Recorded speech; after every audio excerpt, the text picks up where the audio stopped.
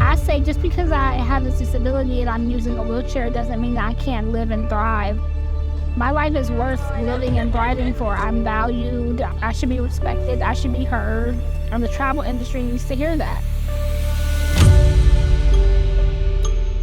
The only trip you will regret is the one you don't take.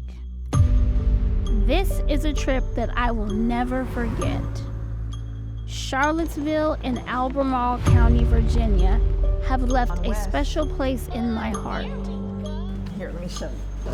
I've discovered so many people and experiences here that truly reinforce my love for travel.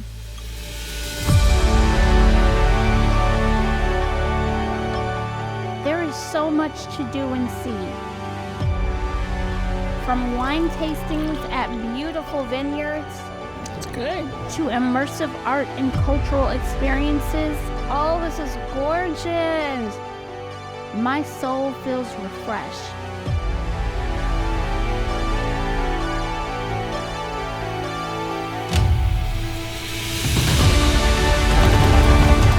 Don't let anything stop you from exploring. You are not limited to the walls within your home. You will never know what you're capable of until you try. And you will only regret the trips that you don't take.